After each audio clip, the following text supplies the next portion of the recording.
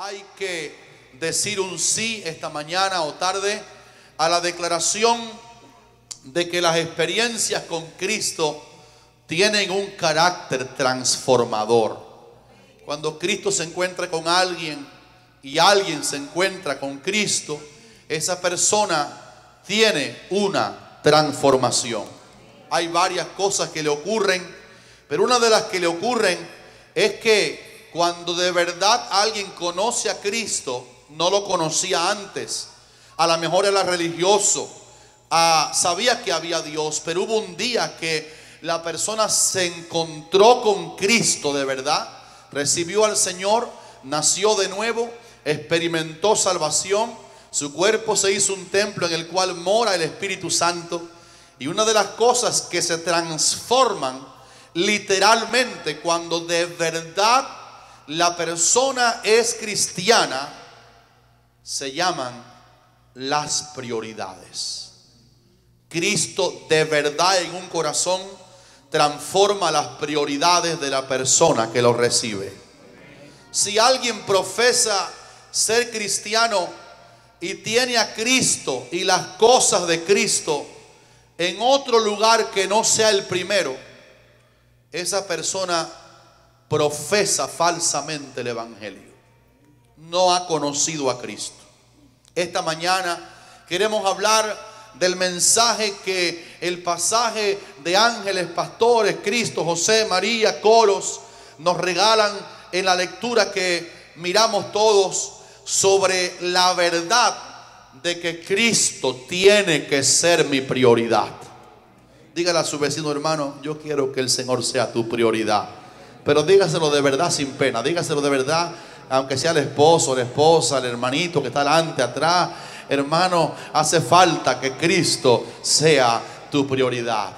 Permítame irme con ustedes al pasaje que hemos leído para, en primer lugar, ver algunas lecciones de la experiencia que Lucas relata que estos pastores tuvieron.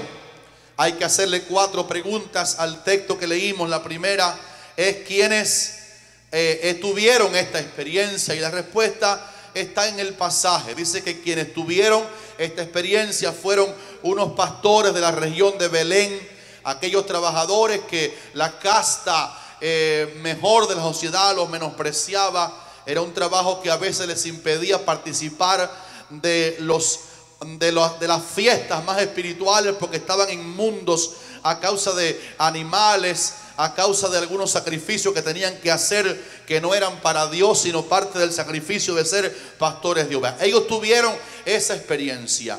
La segunda pregunta es: ¿cuándo estos pastores tuvieron esa experiencia?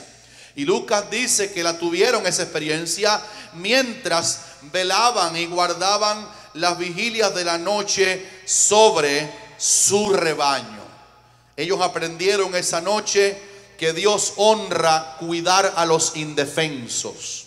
El pastoreo de ovejas es un trabajo de mucha compasión, porque tiene que ver con lo que dice y leímos, que estaban velando y cuidando las vigilias sobre su rebaño, porque las ovejas son animales indefensos ante las presas. Ellos no saben autodefenderse, y esa noche la experiencia que tienen les ayuda a entender que Dios trata con personas cuyo corazón es compasivo hacia los indefensos. Esa noche aprendieron que hay secretos guardados para la gente que se desvela en algunas oportunidades de la vida. La Biblia combate ser dormilón, aunque aprueba que el sueño Dios lo hizo para que el cuerpo se repare. Pero hay personas que tienen un don de dormir. Algunos tienen que convertirse a Cristo de ser dormilones. Y miren cómo el cielo miró a estos trabajadores que estaban haciendo un trabajo que golpeaba su estabilidad, golpeaba su cuerpo, porque trabajar de noche es muy difícil. Y mientras trabajaban de noche, vigilando, velando, despiertos, el cielo los miró, el cielo los consideró. Uno puede dormir todo lo que hace falta, como 8 horas diarias, pero hay momentos cuando uno tiene que estar despierto, porque Dios nos quiere decir cosas. Fue una noche cuando Dios le dijo a Abraham: allá por Génesis capítulo 15, versículos 12 al 14, Abraham estaba desvelado y dice que esa noche el Señor le dijo: ten por cierto que tu generación será esclava 400 años. Pero después de eso yo volveré a ellos y los sacaré de Egipto con gran riqueza. Esa fue la noche que Dios habló con Abraham acerca de la redención de su descendencia, mientras Abraham estaba una noche desvelado con Dios. Una noche también el Señor le cambió el nombre al fundador principal, que su nombre aún está en la nación de Dios. El nombre Israel se lo dio Dios, cambiado de Jacob, usurpador, a Israel, uno que lucha con Dios y vence. Esa experiencia de ser cambiado, no solamente de nombre, pero también de identidad, le aconteció también a Jacob, a Israel, una noche. Las noches son importantes en el lenguaje de Dios. Estos pastores tuvieron la experiencia maravillosa de que el ángel del cielo bajó para darle estas tremendas directrices a ellos. Y dice la palabra que eso les ocurrió una noche cuando estaban de velas, cuidando con gran compasión e interés a las ovejas que le habían sido dadas para que ellos la cuidaran. La tercera pregunta a los que reciben el milagro es: ¿cómo estaban? Fíjese que el pasaje da a entender que estaban trabajando en unidad perfecta, porque el pasaje de Lucas que leímos dice literalmente que habían pastores que cuidaban esas noches sobre su rebaño. Había un solo rebaño y había varios pastores. Eso quiere decir que estaban trabajando en una compañía unida, varios pastores para un solo rebaño. No había rebaños que eran de un pastor y rebaños de otro. Y eso lo hacía obvio, trabajar en unidad. Y esa noche aprendieron que Dios se manifiesta en la unidad de los hombres nobles de esta tierra que buscan a Dios.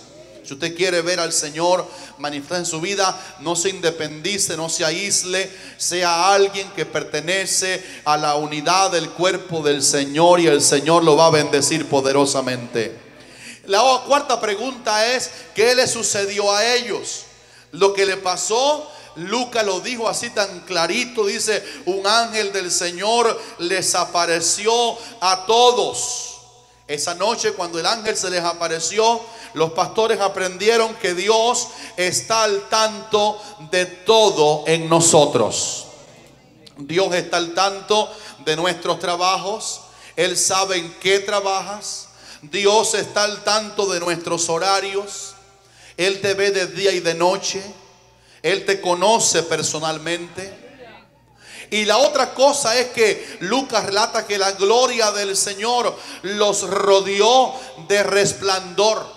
Imaginen el drama, era de noche en lugares que obviamente no había luz eléctrica, y de pronto en medio de la oscuridad, como un background, como un escenario correcto para que la luz alumbre, Lucas dice que en la oscuridad de la noche, velando que un león, oso, leopardo o animal que fuera no viniera a robar las ovejas de ellos, mientras estaban, la gloria iluminada de Dios los rodeó. Y Lucas dice tres cosas. Número uno, que la gloria de Dios vino a ellos.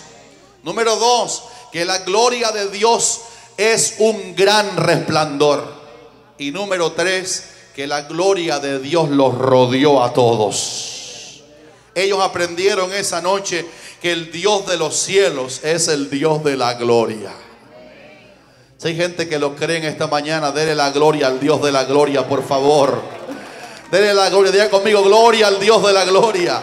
No es una redundancia, es una confluencia, es un acople correcto. Si Él es el Dios de la gloria, Él necesita que los que lo amamos le demos a Él lo que es de Él, porque la gloria es del Señor. Así que aprendieron que el Dios de los cielos es un Dios que ilumina, es un Dios que resplandece. Salmistas dijeron: levántese Dios, que resplandezca sobre su santuario asolado. La segunda cosa que aprendieron sobre esa expresión que la gloria los rodeó es que cada vez que la gloria de Dios se manifiesta a personas con quien Dios quiere tratar, a quien Dios quiere bendecir, la gloria de Dios, la veamos o no, siempre se manifestará alrededor de nosotros como un rodeo de protección divina en medio del peligro. Capten la idea que Lucas dice, la gloria de Dios lo rodeó. Y esa expresión era muy comprendida para un judío, porque ellos sabían que el ángel de Jehová acampa alrededor de los que le temen y los defiende. Salmo 3 después dice, mas tú, Jehová, eres escudo alrededor de mí, eres mi gloria y quien levantas mi cabeza. Aprendieron que ellos también estaban en peligros. Ustedes recuerdan a un pastor también de Belén llamado David, que él testificó delante del rey Saúl que si los depredadores venían a tomar las ovejas de su padre, él se fajaba con los leones y los mataba, fuese león, fuese oso. Al leer los pastores de Belén cuidando su rebaño, nos damos cuenta que si un depredador venía a comer las ovejas, los pastores también estaban más en peligro que las ovejas al intentar defender su rebaño de las ovejas. Menos mal que la gloria de Dios los rodeó de resplandor. Por eso estamos procurando que en Monte de Sión siempre se manifieste la gloria del Señor, porque ella te va a proteger, ella te va a guardar, ella te va a proteger, ella te va a guardar. Nos hace falta pedirle al Señor, Señor, a mí también visítame con tu gloria, con tu unción, con tu poder, porque si lo haces, cuando yo esté bajo tu gloria, estoy en el lugar de máxima protección para mi vida personal, familiar y espiritual. ¿Cuántos dicen amén a eso? Ustedes se acuerdan un pasaje de esa gloria que cuidó Israel cuando en Éxodo capítulo 14 versículo 20 los judíos salen de Egipto por mano de Moisés, por la mano grande del Señor, y los enemigos se quisieron comer en un sándwich a los israelitas redimidos, el ejército aquí y el mar de frente, y en el medio como hamburguesa los hijos de Israel, huyendo ¿de quién? De los mordientes enemigos y el mar profundo al frente. Pero dice la palabra que la gloria de Dios es tan protectora cuando se manifiesta, que su misma gloria servía de luz al pueblo redimido y a la vez de tiniebla para los enemigos, para que los enemigos no lo pudieran asaltar, porque para siempre es su misericordia. Así que esto lo experimentaron. Me llama la atención, quiero que ahora todo el mundo atienda lo que voy a decir de la palabra. El versículo siguiente de Lucas 2 dice que cuando tuvieron esa experiencia, los pastores que están recibiendo aquel dote de Dios tuvieron gran temor. La palabra temor aquí es la traducción de la palabra reverencia. No es que salieron huyendo, porque en ninguna parte dice que espantados por la visión salieron corriendo para no verla más. La palabra temor les sobrecogió, tuvieron un gran temor, significa tuvieron una reverencia expresa delante de la manifestación del Cristo que estaban haciendo, de la gloria de Dios que les iluminaba y rodeaba, y de las palabras maravillosas que aquel ángel y el coro le estaban diciendo. Yo quiero decir en este día a la iglesia, porque estamos aquí en la casa de Dios para aprender, que la reverencia a Dios es algo que se esfuma más rápido de las iglesias, de todas las virtudes cristianas. Pero estos pastores de Belén nos enseñan que cuando Dios está en un lugar, la experiencia con Dios y la persona de Dios merecen un temor reverencial delante de nuestro Dios. Sí, la Biblia dice por allá por Levítico 19:30, y dice Dios, mi santuario tendréis en reverencia. Continuamente los pastores tenemos que estar enseñando a los hermanos a tener el temor que dice Lucas, que los pastores manifestaron el gran temor, la gran reverencia, la gran inhibición del orgullo, el gran orden que se establece por parte de los receptores del Señor cuando el Señor está hablando en su palabra, cuando el Señor se está manifestando en su pueblo. A Dios hay que tenerle un temor reverencial. Yo no voy a tener pena de decir esta mañana, solo para enseñanza, que la diferencia entre esta casa y la mía, y esta casa y la tuya, es que esta es la casa de Dios. Pudiéramos decir esta mañana que cuando vengamos a la iglesia nos ubiquemos en que estamos en un lugar sacro, en un lugar en el cual Dios ha dicho: yo habitaré y andaré entre ellos, y ellos serán mi pueblo y yo seré su Dios. Nuestra falta de visión física para ver a Dios nos hace gente sin temor de Dios, gente irreverente. Y yo he llegado a iglesias, círculos cristianos, donde en la iglesia la gente camina, entra, sale, habla alto como que estuvieran en la sala de su casa. Pero esta no es una iglesia nada más fraternal. La iglesia no es una fraternidad. La iglesia tiene hermandad en Cristo, pero la iglesia es la casa de Dios. Por tanto, cada vez que yo vengo a la iglesia debo enterarme por la Biblia que estoy en un lugar donde están pasando cosas más grandes que las que pasaron en Belén. Cristo no bajó a Belén, fueron ángeles que vinieron. Él no bajó como tal, pero hubo gloria de Dios, y esa experiencia causó reverencia. Cuando tengamos que movernos en la casa de Dios, hablo de lo físico, debemos tomar una posición agachaditos porque estamos en la casa de Dios. Cuando tengamos que hablar algo con una persona, tenemos que hacerlo con voz más tenue que la que usamos en la sala de nuestra casa, porque aquí se trata de estar en la casa de Dios. Y estas cositas que no se dicen a veces en la iglesia, tenemos que aprenderlas para no enojar su Santo Espíritu. Yo tengo que decir, hermanos, que el Espíritu Santo es una persona real. Tiene sentimientos, se alegra, se contrista, se entristece. Y yo veo que a veces están predicando la palabra en varios lugares por ahí, y la gente está como si hubiera un hombre dando un discurso, cuando en verdad, si está hablando de la Biblia, Dios está hablando con nosotros. ¿Cuántos dicen aleluya?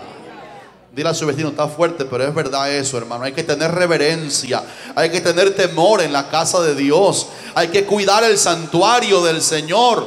Este ángel le trajo algunas notificaciones singulares a aquellos pastores de Belén. Le dijeron: os doy nuevas de gran gozo. Mire esto, dice la Biblia que estas nuevas o noticias le causaría inmensa alegría a los que la estaban recibiendo. Saben, hermano, todo el que sea verdaderamente mensajero de Dios debe cuidar que los mensajes que entrega a otros, más que negativos, sean mensajes de buenas nuevas. Un pastor nos contaba que el papá de un joven de su iglesia se ahorcó, y la mujer, mamá del joven, esposa del ahorcado, llamó al pastor para que él le diera la noticia al hijo de que papá se había ahorcado. El pastor le dijo: yo quiero que ese deber lo cumpla usted. Yo quiero preferentemente ser un comunicador de buenas noticias. No es que no digamos las malas, es que el énfasis de un mensajero de Dios tiene que ser el mismo marco de estos ángeles que bajaron del cielo y dijeron: venimos a darle noticias nuevas de grande gozo. Venimos a decirle algo que les va a sacar de la tristeza y que le va a dar alegría a ustedes. En otras palabras, cuando vayamos a animar a una persona, cuidémonos de desanimarla. Ya la televisión habla bastante de las malas noticias. Hay mucha televisión que usted la prende y tiene toda una información negativa. Cuando los cristianos vayamos a usar el teléfono, hoy estoy hablando como un padre en una casa, como un pastor a la iglesia, aprendamos a preferir que nuestra boca diga: aunque te caíste, el Señor te va a levantar. Aunque pecaste, la sangre de Cristo te puede limpiar de todo pecado. A pesar de que las cosas han andado mal, si sigues buscando al Señor, las cosas van a andar bien para gloria de Dios. ¿Cuántos dicen amén por eso, hermanos? Eso es característica de un mensajero de Dios. Además, todavía hablando de la experiencia, yo no tenía nada exclusivo en aquel mensaje. ¿Sabe qué significa exclusivo? Que excluye a alguien. El mensaje que los pastores recibieron no era exclusivo, sino inclusivo, porque el ángel dijo: la noticia que les entrego será para todo el pueblo. Permítame decirle a Dios gracias, porque ha derramado en Monte de Sion un espíritu de que la iglesia es para dominicanos, para centroamericanos, para suramericanos, para caribeños, para norteamericanos, para africanos. Toda nación, tribu y lengua cabe en la gran noticia de que Jesucristo es el Señor. ¿Cuántos dicen amén?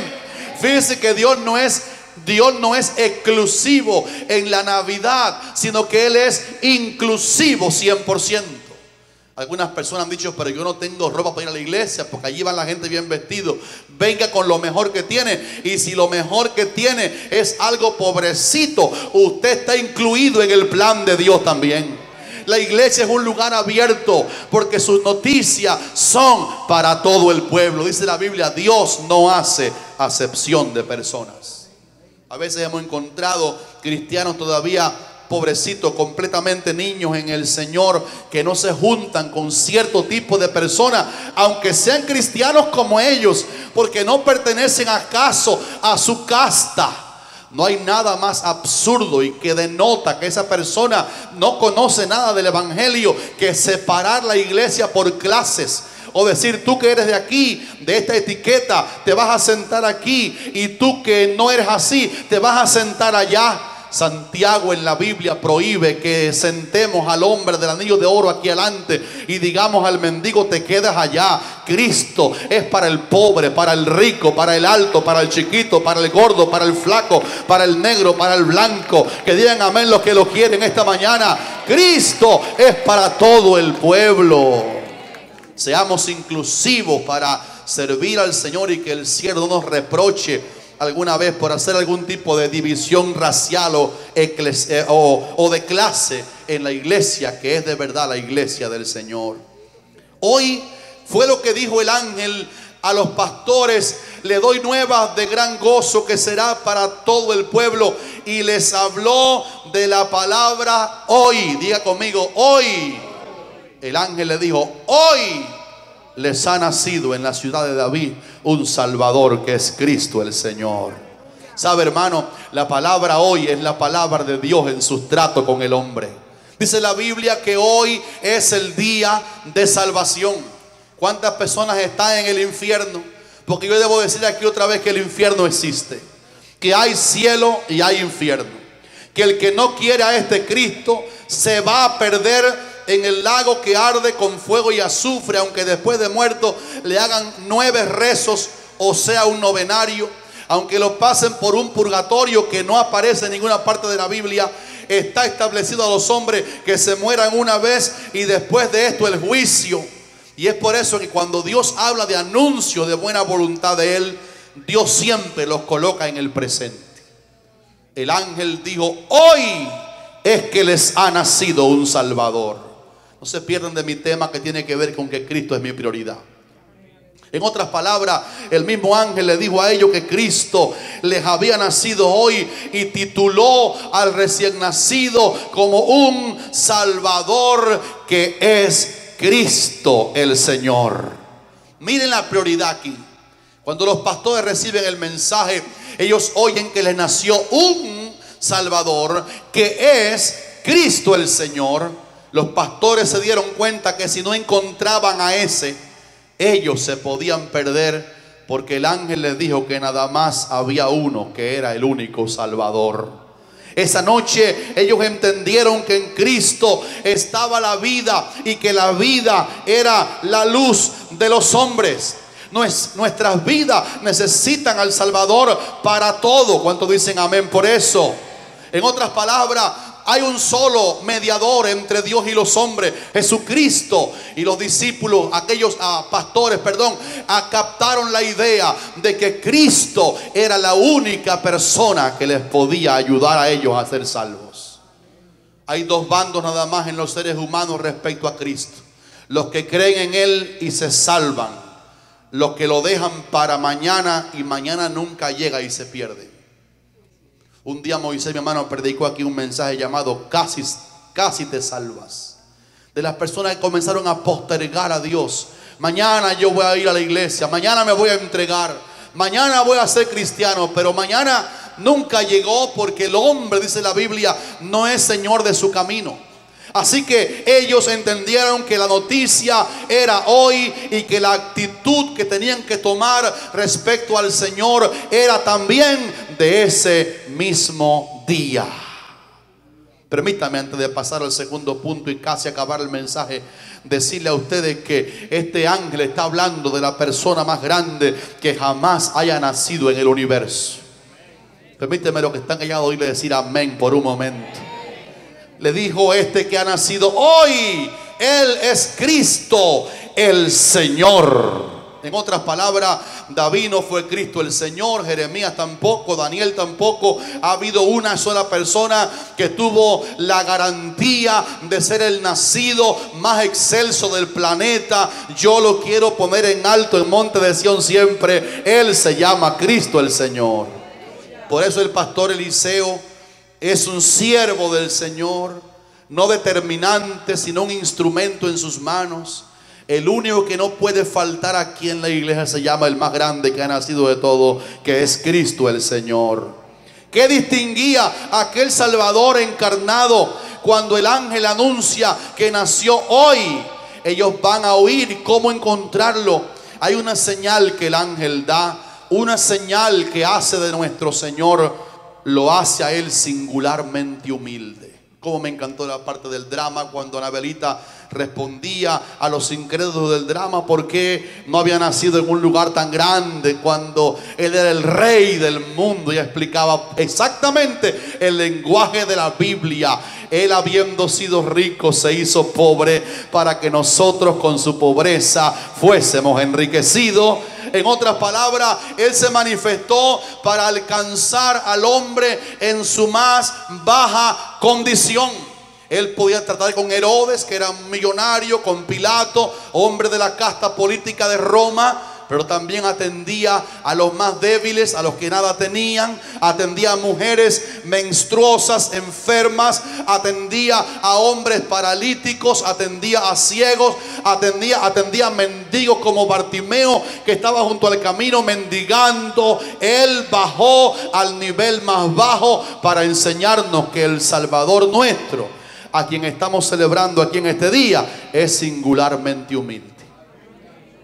Él fue quien dijo: aprendan de mí, que soy manso y humilde de corazón. Humilde no significa saco roto. Humilde significa una actitud y un corazón dócil, noble, ante los ojos del Señor. Humilde significa no hay preponderancia, no hay yo-yo, no hay un yo engrandecido, no hay un pecho erguido. Hay una persona que sabe reconocer que todo lo que es y posee ha sido por la misericordia del Señor. Fíjense que lo describe el ángel así: les daré una señal. ¿Cómo hallarán a aquel de quien de verdad les hablo? Hallaréis al niño envuelto en pañales y acostado en un pesebre. Permítame, hermano, decirles, admirado, que esa es la locura de la predicación. Que el Dios que creó el mundo y el Señor de todo, ya dijimos que Él es Cristo el Señor, haya bajado a la cuna más pobre de todas, haya bajado al lugar más profundo de todos para nacer. Ese pesebre, aunque lo queramos adornar de rosa roja en Navidad, sigue siendo un pesebre. Sigue siendo un lugar donde las vacas comían hierba, donde la baba de los animales ovinos y vacunos comían hierba. Un lugar pestilente. Y los mesones y hoteles de la época, por no saber, por ignorancia, no tenían capacidad para hospedar al huésped más grande que ha nacido en esta tierra. Monte de Sión dice: ven aquí, Señor, ven a Monte de Sión, aquí te queremos en tu casa. Pero a Él lo dejaron nacer en el pesebre más hondo, en la cuna más honda, en un pesebre donde las vacas podían comer alimentos. Yo creo que ustedes saben que hay personas que parecen que hallaron al Mesías equivocado, porque hablan de un Cristo aristocrático, de un Cristo que no se mezcla. Y hay personas que ministran el nombre del Señor y parece que ministran al Mesías equivocado, porque a ellos la gente no los puede tocar ni los puede saludar. Ustedes saben que hay gente que sirven a un tal Cristo por allá, que ellos andan con guardaespaldas. Alguien lo quiere ver y no puede. Alguien lo quiere tocar y no puede, porque están protegidos por una casta de personas para que no dañen la unción del siervo de Dios. Pero este humilde que bajó del cielo siendo Dios, se hizo hombre, me predica a mí esta mañana que los siervos de Él tenemos que tener la misma calaña de humildad que tiene Cristo. Y dejarnos tocar por la gente, y abrazar la gente, y amar la gente, y querer la gente, y meternos entre el pueblo. Me gusta Juan oírlo decir: Él vivió entre nosotros. Qué silencio. ¿Cuántos dicen aleluya? El hombre más grande, la cuna más pobre. Haber encontrado a Cristo correcto es la garantía de que somos hijos de Dios de verdad. Los pastores hallaron al Cristo correcto. Cuando fueron iluminados en aquel mensaje angelical, ellos fueron al pesebre. Allí estaba el infante más importante del planeta, del mundo y de todos los tiempos, pasados, presentes y futuros, envuelto en unos pañalitos y acostado en un pesebre. Permítame imaginarme que si era un pesebre, era un establo. Había vacas que estaban por allá, y toros y caballos y ovejas. Y allí, entre aquel murmullo de animales, había algunos adoradores que vinieron también a darle la gloria, porque habían encontrado al Mesías verdadero. Además, estos pastores recibieron la primera lección sobre la importancia de las alabanzas unidas y sonoras. ¿Cuántos hermanos le conceden importancia a que usted cante solo en el baño? Aquí algunos cantan como yo bien, pero se escucha mal. Pero no es mi culpa, yo canto bien, pero se escucha mal. Pero saben, hermanos lindos, la alabanza unida del pueblo. Yo tengo que alabar a Dios en lo personal. Pero de Belén me llega la gran noticia de que la Navidad de Cristo me muestra la importancia de las alabanzas unidas y sonoras de las criaturas de Dios.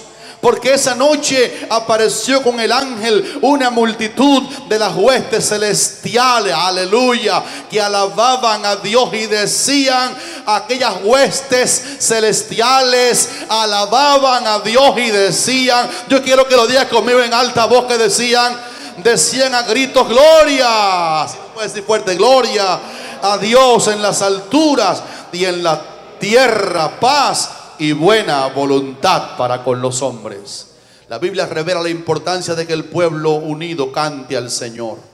Una vez los enemigos de Moab y del monte de Seir vinieron para atacar a un rey piadoso, y él entendió que eran tan poquitos ellos indefendibles, y los enemigos eran tantos. Pero él entendió que si el pueblo comenzaba a alabar unido y sonoramente a Dios, las alabanzas unidas y sonoras del pueblo de Dios podían marcar la diferencia. Y dice la Biblia que cuando el pueblo comenzó a alabar al Señor en alta voz, vestido de ornamentos sagrados, aleluya, y comenzaron a decir, porque Él es bueno, porque para siempre es su misericordia, y comenzaron a alabar al Señor con fuerte, dice la Biblia, con fuerte y alta voz. Mientras el pueblo alababa al Señor, Dios puso contra los invasores las emboscadas, y se mataron los invasores, se mataron ellos mismos los unos a los otros, porque Jehová peleaba por su pueblo.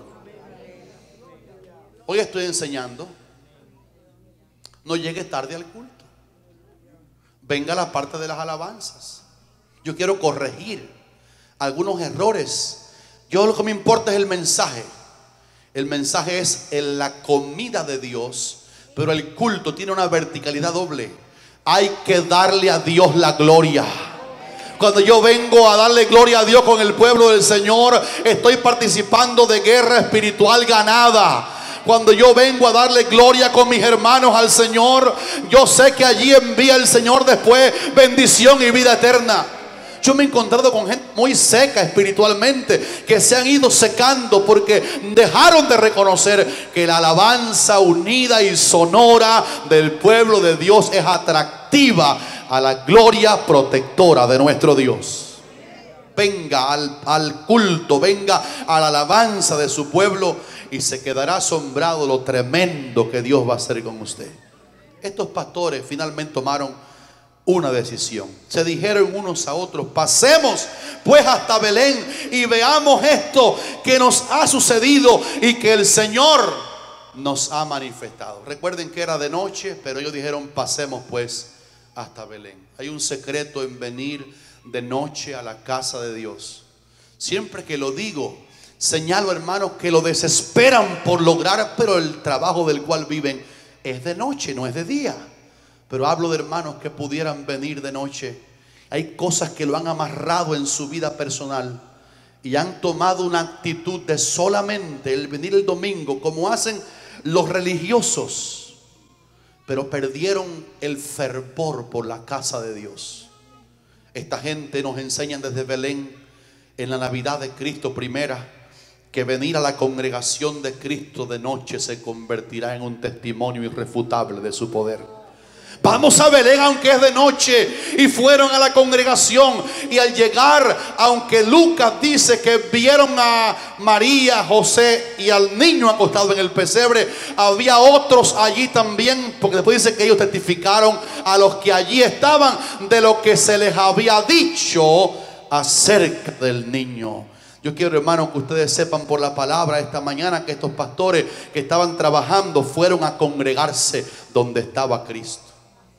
Pablo, se cree que fuera él quien escribió Hebreos, amonesta a los hermanos del primer siglo, porque ya, aunque hace tanto tiempo de eso, había una costumbre llamada no me congrego, y él tuvo que decir: no dejando de congregarnos como algunos tienen por costumbre, sino haciéndolo más. Dice: y esto más a medida que aquel día se acerca. ¿Usted es cristiano verdadero? Si lo es, sentirá una pasión por la casa de Dios. Veamos esto que nos ha sucedido y que el Señor nos ha manifestado. El que cree en Jesús tiene derecho a ver todo lo que Dios le va a mostrar. Hasta aquí estos pastores eran pastores, pero esa noche se convirtieron en ovejas de Cristo. Y dice la palabra que vinieron. Esta fue la palabra que Dios me dio estando orando por este día. Esta fue la palabra, no mágica. Aquí no creemos en palabras mágicas. Esta fue la palabra de Dios para esta mañana. Vinieron apresuradamente. ¿Cómo vinieron, dice? Diga fuerte, ¿cómo vinieron? ¿Qué? En otras palabras dijeron: bueno, vamos a ver si es verdad que haya nacido por allí un niño en el pesebre. Quizás de aquí allá al campo que está el niño, según vemos la orientación del ángel, amanezcamos allá. No vinieron ahí como que había un trabajo muy difícil que hacer en llegar a verlo. Dice que cuando se dieron cuenta de la experiencia que era para ellos y para todo el pueblo, dice que vinieron apresuradamente a ver al niño. Y esto habla, hermano, de un nivel de prioridad que tiene Cristo muy importante. Yo te quiero decir en esta mañana, hoy estoy hablando como pastor. ¿Aún me soportan aquí todavía? Dice que vinieron apresuradamente. Todo puede esperar, pero Cristo no. Ponga en pausa todo por causa de Cristo, pero nunca ponga a Cristo en pausa a causa de cualquier cosa. ¿Sabe qué pasa en estos meses? Aquí han llegado gente que han venido a la iglesia a visitar, y cuando llegan estas fechas reciben visitas de varias partes de sus países y me pasan textos: pastor, este domingo no fui, ni tampoco voy a este ni otro porque me llegó un hijo, porque tengo visita. Y todo lo que es de Dios va quedando en pausa y el cielo mira con dolor. No pierde la salvación, pero Dios llora, Dios se contrista. Hay casos que son justificados, pero hablo de la costumbre de comenzar a relegar a Dios porque ha llegado gente, porque ha llegado atareo, porque el trabajo es mucho. Hermano, estos pastores fueron apresuradamente y cuando llegaron allá se encontraron que les estaba esperando la gran noticia de que Cristo verdaderamente había nacido para salvarles a ellos. Que viva Cristo en esta mañana. Esto de venir apresuradamente habla de venir dejándolo todo a un segundo plano. Y cuando llegaron, vieron a María. Mire el orden que da Lucas. Vieron a María, a José y al niño acostado en el pesebre. Quiero preguntarle, ¿de quién les habló el ángel? El ángel nada más habló del niño. Pero cuando llegaron interesados por el Rey, por el glorioso, por el bendito, también tuvieron el privilegio de conocer a María y a José. La moraleja aquí es esta, hermanos: cuando uno se interesa por el Señor también te permite conocer personas excepcionales que te van a hacer algún bien en la vida. ¿Qué experiencia fue conocer a María? Porque aunque el niño es el Redentor, Dios alabó a María, no como redentora por supuesto, sino por ser un canal a la gloria y a la manifestación del Salvador en esta tierra. ¿Y qué diremos de José? Que cuando vio el vientre abultado quizás de María, podía mandar que la apedrearan, pero él no lo hizo. Dice que era tan justo que lo que hizo fue dejar a María secretamente. No podía asumir que otro hombre vivió con su novia, llamémoslo así en el tiempo de ahora, y que la embarazó y que él va a asumir eso. No, él tiene que tener dignidad, y dice la palabra que determinó dejar a María y no casarse con ella, pero dejarla secretamente hasta que el ángel del Señor le habló y le dijo: no temas recibir a María tu mujer, porque lo que en ella es engendrado del Espíritu Santo es. Hoy tú vas a conocer en tu camino de la fe a personas excepcionales. Tú vas a conocer gente importante si tú amas también a Jesucristo. ¿Cuántos dicen aleluya, hermano? Y por último aquí, cuando llegaron, pudieron testificar a los que estaban en el nacimiento de la experiencia que ellos habían tenido.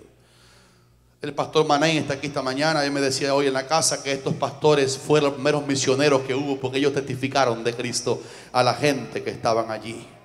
Uno sabe que Cristo está en el primer lugar del corazón de uno cuando necesitamos hablarle de Él a otros. Usted no me puede decir a mí que un cristiano de verdad cristiano nunca le predica a nadie, porque si de verdad el Señor está en el primer lugar, usted siente como un hambre de hablarle de Cristo a otro. Y finalmente dice: volvieron a sus campos glorificando a Dios por todas las cosas que habían visto y oído, como se les había dicho. Uno sabe que uno de verdad es cristiano y que el Señor está en el primer lugar de su vida cuando la alabanza a Dios brota naturalmente. Yo no creo que a la iglesia hay que animarla a alabar a Dios. Yo creo que tenemos los ministros que hacerlo a causa de la crisis espiritual del pueblo de Dios. Pero si hubiera fervor cristiano verdaderamente, a estos pastores nadie los enseñó cómo se alaba. Pero cuando se encontraron con el Cristo verdadero, a quienes buscaron priorizadamente, ellos regresaron alabando al Señor y diciendo: bendito sea el Dios del cielo que nos anunció y pudimos ver al Salvador. Si uno de verdad tiene al Señor en primer lugar, la alabanza al Señor brotará sola. Yo no creo en una iglesia de gente oyendo un predicador, todo el mundo mudo, de gente que nunca dice un aleluya en la iglesia, nunca dice un gloria a Dios. Yo creo que una iglesia verdadera donde Cristo es lo primero, salen por los bancos para arriba: aleluyas, gloria al Señor, bendito sea Cristo, gloria al que vive, santo es el Señor, alabado sea Dios. ¿Sabe qué imagino? Menos aquí, que hay lugares anoche que la gente se comió el puerco entero y nadie alabó a Dios. Si eso fue lo que pasó, ahí lo que pasó fue perder el tiempo. El motivo de la Navidad no es la Navidad, es la persona, como aquí hoy se ha puesto en alto a Cristo Jesús, nuestro Salvador. Tengo algunas preguntas cuando llegue al cielo que les quiero hacer a los pastores. Pastores, voy a preguntarle cuando llegue, seguro que me lo van a mostrar. ¿Ustedes no tuvieron miedo que al ir apresuradamente a ver al niño las ovejas les fueran robadas? Tengo otra pregunta cuando llegue. Pastores, ¿no tuvieron miedo que como era de noche los lobos se comieran a las ovejas, se las arrebataran? Una pregunta más cuando llegue y yo los localice allá arriba. ¿No tuvieron miedo de perder sus empleos? Seguramente que las ovejas eran de ellos o de un gran hombre que tenía pastores en el rebaño, porque dejaron todo. Pero escuche qué dice Lucas: cuando ellos fueron y priorizaron al Señor, Lucas siguió narrando lo que pasó después. Y Lucas dice que ellos fueron, Dejaron todo solo ahí. La cosa era Cristo primero. La cosa era Cristo primero. La cosa era Cristo primero. Él nació, Él me salvó, Él me compró con sangre, Él es mi Salvador, Él es el Rey Mesías. Vamos corriendo. Y Lucas le siguió la ruta. Y cuando Lucas acaba, dice: volvieron los pastores alabando a Dios. Y Lucas era un médico, un hombre culto. Y cuando narró, lo que narró es que cuando llegaron todo estaba intacto. Oiga, ¿cuál es la moraleja, hermano? Realmente todo lo que tenemos, Dios nos lo ha dado. Y todo está más seguro cuando el dador de todo se convierte en la prioridad de nuestra vida. Alábele si puede en esta mañana. Todo está más seguro cuando el dador de todo se convierte en la prioridad de nuestra vida. Déjame citarlo por la Biblia. Salmo 127:1 dice: si Jehová no guarda la ciudad, en vano vela la guardia. A veces uno comienza a soltar al Señor y soltar al Señor y soltar al Señor. ¿Por qué no? ¿Qué te pasa? Que no te veo. No, porque tengo muchas cosas que atender. Tengo una gallina que atender. Tengo un carro que atender. Tengo un asunto que atender. Y ahora no puedo ir a estas cosas espirituales. Hermano, sea inteligente. Déjele la rienda de todo en las manos del Señor de todo, y usted verá que todo Dios se lo va a cuidar. ¿Cuántos dicen aleluya? Priorice al Señor y Dios lo va a priorizar a usted. Permítame terminar este mensaje sin dejar de decir que Cristo es el gran pastor del Salmo 23. Los pastores fueron a ver a un pastor. Ellos se convirtieron de pastores de animales en ovejas de Cristo. Entonces aquí termino de verdad, y lo voy a hacer también en 3 minutos. Pero quiero decirle que Cristo es el Jehová Jiret. Por eso nada me faltará. Cristo es mi pan.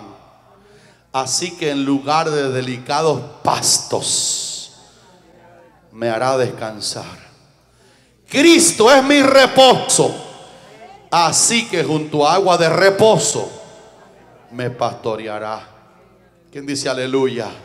Cristo es mi ayudador, mi gloria y el que levanta mi cabeza. Así que Él confortará mi alma. Cristo es mi justicia. Así que me guiará por sendas de justicia por amor de su nombre. Cristo es mi vida. Así que aunque ande en valle de sombra de muerte, no temeré mal alguno, porque tú estarás conmigo. Cristo es mi pastor, así que su vara y su cayado me infundirán aliento. Cristo es mi bandera, así que Él aderezará mesa delante de mí en presencia de mis angustiadores. Cristo es mi Mesías ungido, así que Él unge mi cabeza con aceite. Mi copa está rebosando. Cristo es mi verdad. Así que ciertamente el bien y la misericordia me seguirán todos los días de mi vida. Y finalmente, Cristo es mi templo. Así que en la casa de Jehová moraré por largos días. Que Dios te bendiga esta mañana. Que Dios te bendiga esta tarde. Y digamos con el salmista en el Salmo: ¿a quién tengo yo en los cielos sino a ti? Y miren qué prioridad: fuera de ti nada deseo en la tierra. Te quiero felicitar, pueblo inteligente. Te quiero felicitar, iglesia preciosa. Te quiero decir congratulations, como dicen los gringos, porque tú tienes al Mesías correcto, al humilde, al Señor, al Rey. Póngase de pie. Porque tienes al que te puede dar la vida, porque tienes al Señor, porque tienes a la única esperanza. Fuera del Señor no hay nada que yo desee en la tierra. Digan conmigo, fuera del Señor no hay nada que yo desee